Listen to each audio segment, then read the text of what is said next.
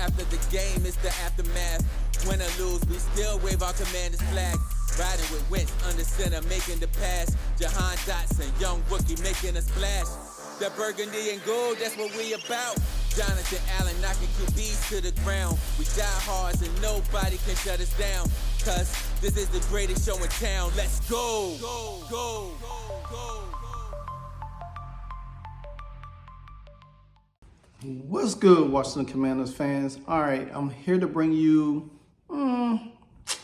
some other draft options for the Washington Commanders. Now, I do believe the Washington Commanders are looking for depth. There's a lot of rumors out there, especially with don't know what they're gonna do with Chase, Montez, could be trades, could be trading down from 16, could stay at 16, could move up from 16. Depends. But say for instance that Washington do moves down from 16 and get more draft capital. Now, hold on, just before I even go into that real quick.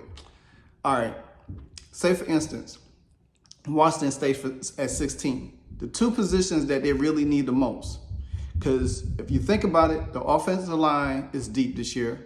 The cornerback position is deep this year. Tight end is deep this year.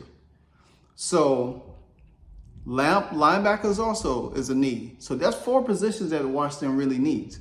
Now, they're not going to pick linebacker first in the first round. We already did that with Jamie Davis. I don't think that they will repeat that cycle. Offensive lineman could be the first pick in the draft.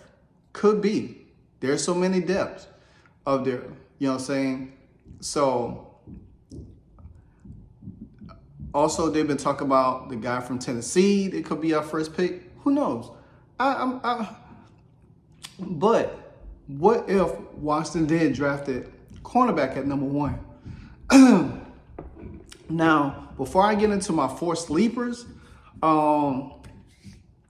I do have a theory on what Washington could do. Now, say for instance, Washington did draft 16 and they did draft it, say Joey Porter, or say if Gonzalez fall, they drafted him. Okay, and then in the second round, they go lineman. Say in third round, they go cornerback again. Now they got 8 picks in a round, so they could fill a lot of needs. Now, if they did decide to go offensive lineman in the first round, then you pretty much know the second round that they will pretty much go defense, most likely. There's a lot of options. Now, like I said again, Washington could trade back, because you got to think there's a lot of depth in this draft in these 4 positions that I just named. Even running back, you know what I'm saying? Even quarterback. So this is where my 4 sleepers come in at. I think Washington could trade down again. They did it last year, and I just think I think they'll do it again this year. I think they're not gonna go after a lot of big names that has been thrown our way, from the Bijan Robinson. We know Dallas is looking at him. I don't think we'll pick him first. Now, say for instance, Washington State Pack and he did fall. I think that could be a choice Washington may make. Now, Washington could use their second round pick to trade back to garner more picks throughout the draft. But so here's my 4 draft picks, my 4 sleeper draft picks for the Washington Commanders right now. All right, we already know that they hosted TJ Hooker, Hendon Hooker. I said TJ Hooker, Hendon Hooker for Tennessee. But he's been out for, he got injured last year with a knee injury. But nevertheless, why not look at quarterback from UCLA, Dorian Thompson-Robinson? Dorian Thompson-Robinson passed for almost 4,000 yards, 27 touchdowns last year, career highs, a career school record of 88 touchdowns. He's 6'2". A little bit around about the same height as Sam Howell. I think Sam Howell weighed a little bit more for him. He still needs a little bit polished. I watched some of his combine workout. Pretty good, pretty decent. Now there could be some things. Now Also, with Robinson, he could bring in that other element where you could keep him back up, see what Sam Howell does. And if he doesn't do well, you have a quarterback that can easily transition to where Eric Bieniemy needs. You think about it, Dorian Thompson, he could still throw the deep ball. He's very slender. He's athletic. He could run pretty fast. He didn't do a lot of running last year like he wanted to, but that's a quarterback that Eric Bieniemy can use a little bit similar to what Patrick Mahomes. Now, Patrick Mahomes probably weigh a little bit more than him, but I think Dorian Thompson still is a little raw talent. I think that's somebody that still could develop under Eric Bieniemy's system. I think that you still need another rookie quarterback on the roster. Now, because if you drafted somebody like Hendon Hooker, you're going to have to possibly think that Hendon Hooker is not going to just want to be a backup behind Sam Howell or Jacoby Brissett. He's going to want to be starter material. You going to want him, he's going to want to push for being a starter. So I don't see Washington. Now, if Washington thinks that Sam Howell is not the guy and they drafted somebody like Hendon Hooker and give him the opportunity, if he's healthy enough to compete in training camp and OTAs and all that stuff, depends on how healthy he is or he's ready to participate, then I could see a little friendly competition. But I think they sold on Sam Howell. They want to give Sam Howell all the best benefits that they need. And I think that, having another rookie on the roster as a third string, because Dorian Robinson will be like a second string backup at the most, but I think he will also be more of a kind of like a project, you know what I'm saying? Because say that Sam Howell didn't work out and you got Dorian Thompson there, you could easily put Jacoby Brissett in. Dorian Thompson still could get some not playing time, but he could still get coached up for next year, you know what I'm saying, under the same system. So there's a lot of different ways that this actually could pan out for Washington. So this is a Dorian Thompson-Robinson strength. He has speed, athletic ability. He allows the offense coordinators to draw up design plays for him for quick runs. He also he rushed for almost 2,000 yards and 28 touchdowns in 5 years. Now he is a through threat. He also he doesn't have a high-end passing prowess, but he can make the throws. Because in the Bieniemy's offense, you really, it's all about design. You're going to have to push the ball down the field at some number of times, especially when you got receivers like Jahan, Terry, and Curtis Samuels. You know what I'm saying? So you're going to want to do that. You're going to want to make sure that he could he's good.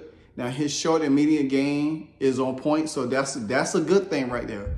The short passes in the immediate game, that's where Tom Brady, Peyton Manning, Drew Brees, all of these guys made a living with the short game, and they threw because Peyton Manning didn't have the strongest arm. Tom Brady didn't have the strongest arm. Drew Brees didn't have the strongest arm. But guess what? They made a living with the short pass and then hit you over the top. So you need that. Now, his zip ball across the middle, or what guys call streaking down the sideline, are some of the prettiest throws you ever seen from a prospect in years. So that's good. So he can put the ball downfield, which, like I said, I watched his combine video.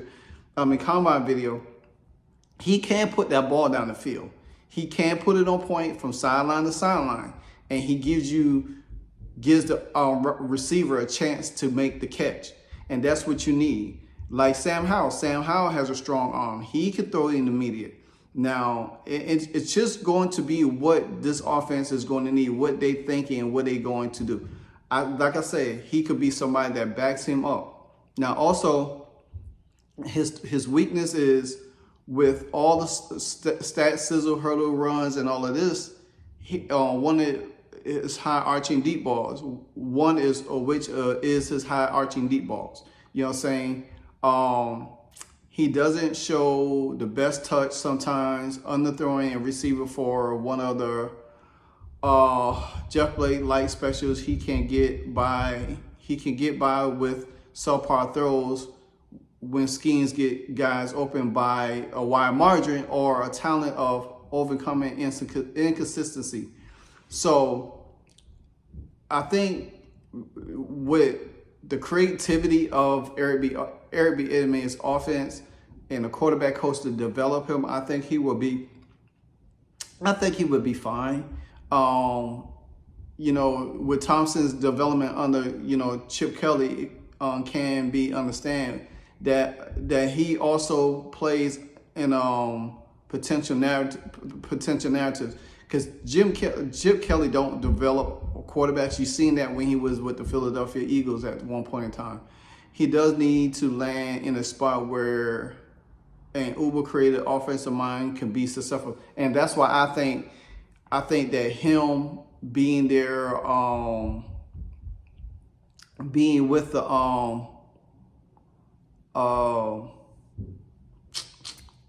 being with Eric Bieniemy will help him.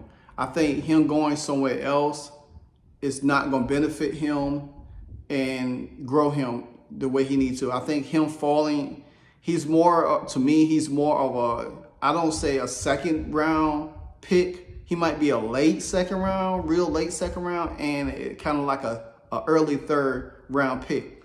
I won't pick a quarterback until like the third round. Your first two rounds need to be solidifying your main positions that you have in trouble, and which is us for the offensive line. I wouldn't mind at Washington went offensive line in the second round. You know what I'm saying? Just to beef up that offensive line. Also, I wouldn't mind if we traded back, got multiple picks for the second and third round, then get a late first, you know what I'm saying? Trade back, get an additional second and a third round pick. Then you could address all the needs that you want. So therefore, say for instance, you draft an offensive lineman, or you draft that, since they high on Kelly Ringo, and say Joey Porter doesn't be there, you know, they don't want Joey Porter, they might hire on Kelly Ringo. So they drafted Kelly Ringo late first round pick. Then in the second round, you have 2 second round picks. You can easily draft an offensive lineman 2 times, or you could draft an offensive lineman and that tight end. And speaking of which, or you could get an extra running back, which that is my next, my second of my top 4 is the running back. Devon H.A., the running back from Texas A&M. Now, a lot of people had us linked to Jabari Gibbs from Alabama, Bijan Robinson. But I kind of like H.A. a little bit better because he could catch out the backfield. He has great acceleration with speed. He's snappy, controls footwork as a great explosive, shifty in tight spaces. Very good flexibility and change the direction and skills. Can change the path of maintaining most of his speed. Great vision. Great vision and pacing as a runner. Excels in setting up blocks between the tackles. Choose the right time to bounce. Above average pass protector. Good eyes and quick reaction. Very good receiving skills. Tracks the ball very well, even in the air, and flashes, touch of hand. And now, honestly, that's the kind of running back that you need right there. Now, I heard that, you know, we could be interested in Jerick McKinnon, but if you was to get this guy, you would never need a Jerick McKinnon. You would never need him because he could do the same thing, and he's probably more shifty, more faster than. Especially if you're using Brian Robinson and Antonio Gibson as the running backs. Now, what this would do for Antonio Gibson, to be honest with you, I don't know. To be honest with you, because maybe you use Brian Robinson as that pounding back. Maybe you draft H.A. to be that second back to hit them holes, shifty, and in the pass game. Then you use somebody like Jerick McKinnon. If you got him or Antonio Gibson using more in the passing game, more as a passing wide receiver, use Antonio Gibson more as a receiving running back. And use these two guys to do the things that you need, or use Antonio Gibson. There are so many different ways you could use this. This HA reminds me more of, I think Brian Robinson reminds me more of Pachenko in Kansas City than HA. HA to me is more like, he's more like a Dalvin Cook type of back. He's quick. Once he could get out in open space, he's going to be gone. So I think this running back right here if you got him in the late second round, no later than a third, he would benefit if Washington was a trade back. If Washington trade back from 16, I could see him could be a steal. I think this guy will be a really good steal for the Washington Commanders, especially in that backfield. You can never have enough weapons in this offense. You can never have enough weapons. The more weapons, the more versatile your offense be, the more deadly it is. If you look at the Kansas City Chiefs, when they used to have Tyreek Hill and all of them guys, they was dynamic. You look at how the Patriots with Tom Brady was. They was very dynamic. They used all of their personnel. This is what Eric Bieniemy is going to bring to the Washington Commanders. He's going to want to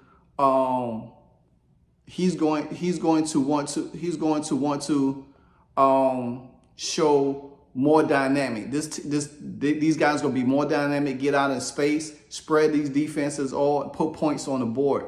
Sam Howard just gonna have to deliver. That's the key for all of this. Your quarterback gonna have to make these deliveries. Now some of them say, and he has great kick return ability. So therefore, again, you could draft him to be a kick returner, a punt returner. You know what I'm saying? You still could keep, and then you could still bring him in as some facet, as that third option. Me personally, I wouldn't sign a Jerick McKinnon, but if you needed him, then Then you still got Antonio Gibson, because you got to think, Antonio Gibson is pretty much, this might be his last year. Antonio Gibson could get cut in training camp, after training camp. We don't know. He could get cut. You know what I'm saying? When they do cut the roster count, he could get cut.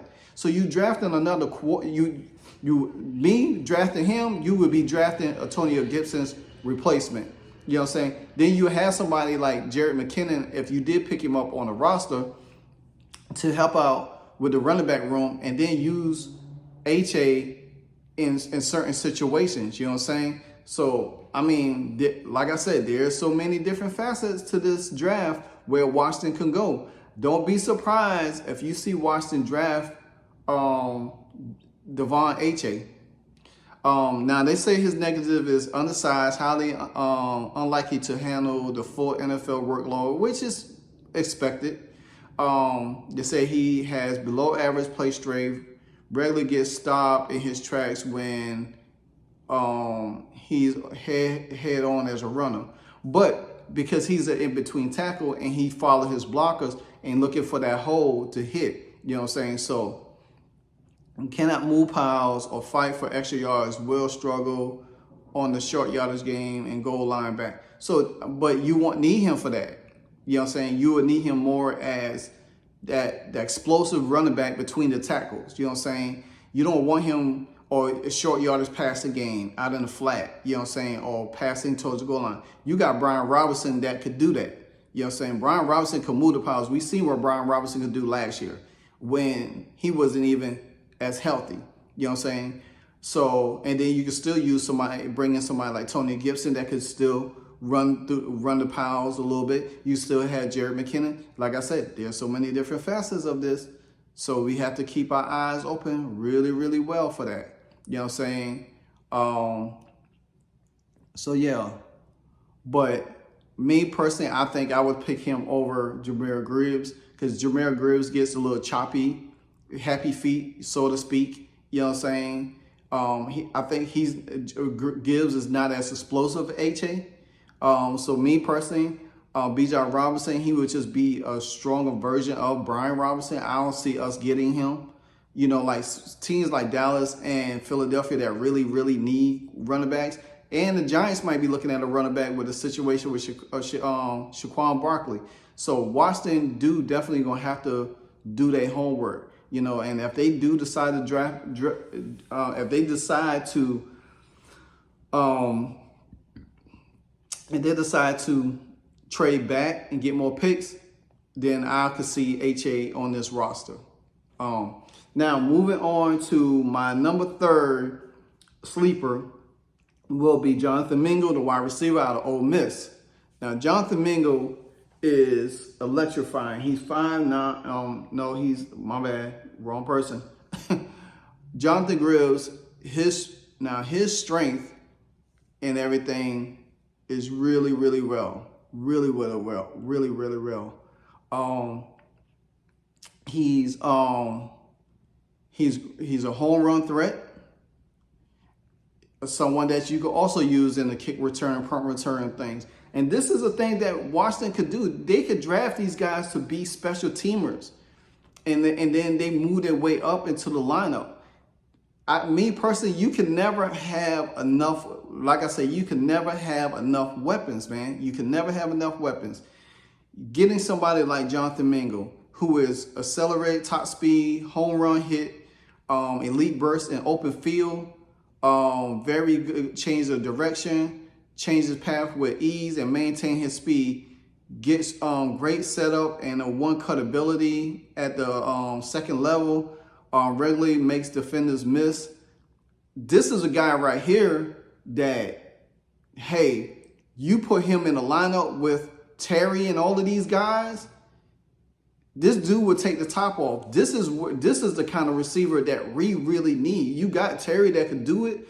You got Jahan there. You got Curtis Samuel. But this is the guy that you really will want to stretch that field. That's who De'Ami Brown was supposed to be.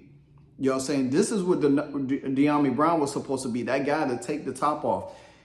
Having somebody like Jonathan Mingo would be excellent to replace De'Ami Brown if you decide to get rid of him.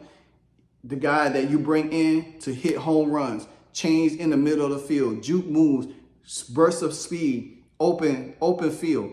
This is the kind of guy you need right here. Like they say, great setup with a one-cut ability at the second level, regularly makes defenders miss. Component is a pass protector. Above average threat due to skills in the open field. So, me personally, I love it. Now they say he has a poor route running right now, has athletic skills, but looks turbid, awkward, and significant. I think this dude would be great. I mean, actually, I think I read the wrong profile. Yeah, I think I read the tight end. My bad. Well, let me go back. Well, anyway, very good acceleration, top speed, smooth yet explosive short area movement, great change of direction and mobility, great yak yards present, has speed, flexibility, and strength to defeat all kinds of tackling attempts. Alignment flexibility, can align as an outside receiver slot, and so.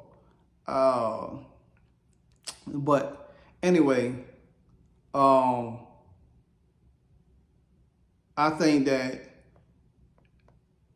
think with having, like I said, having these kinds of weapons on your offense is going to help you. It's going to help a whole lot.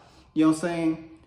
And going to now my number 4 is Tucker Kraft from South Dakota State, which this tight end class is so deep right now. It's so deep. And the thing about it is that no matter what tight end we get,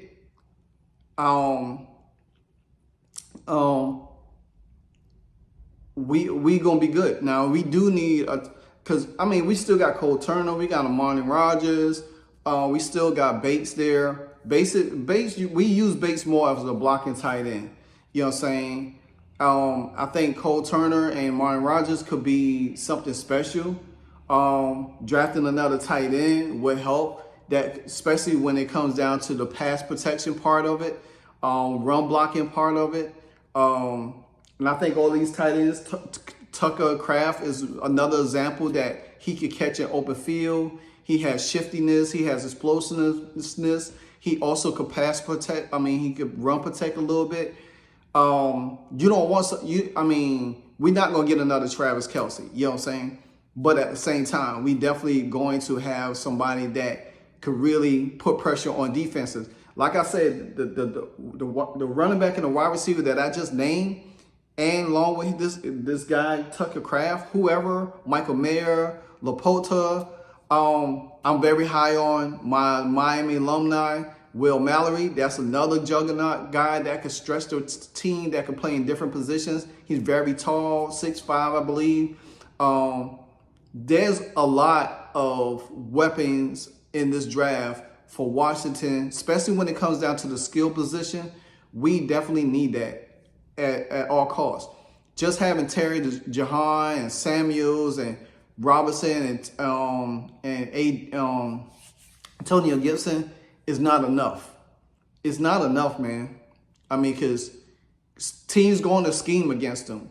Now you bring in another 2 more weapons on offense. Your wide receiver, your three. Your wide receiver, running back, and tight end. You bring in 3 more different weapons. Use 2 of them on special teams.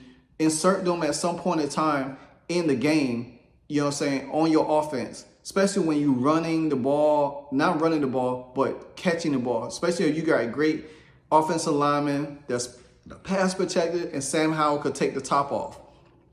And don't forget, Sam Howell could use his legs also. So that's another dimension that is going to put a lot of pressure.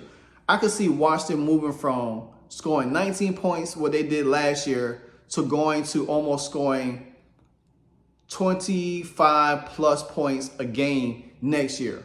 That's pretty much is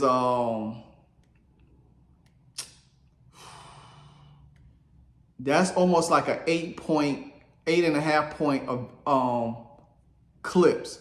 You know what I'm saying? If they score close to 28 points, 25, I say 26, 27 points a game, around 25, 26 points a game, that's a significant jump to where they was last year. They barely was scoring 20 points, and it was a struggle.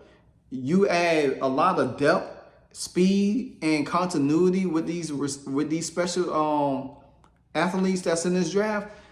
There's no way that Washington could walk away with this draft and not address every position and depth on this position. It would behoove me for Washington to pick none of these guys and say in the skill position. I know Eric Bieniemy will definitely have a lot of say in this room or skill position, especially when it comes to the type of offense he's trying to run. You need that skill position. I'm very high on Jonathan Mingo and H.A. The tight end, it don't matter what tight end we get, I'll still be happy. Now, I would love to get Will Mallory from Miami. That's just my choice because I'm a Miami guy. You know what I'm saying? I would want him. You know, there's another good tight end, 6'6", tight end from Clemson. That's another guy, you know. So, I mean, there are – Washington cannot miss on tight end in this draft. I just don't see it.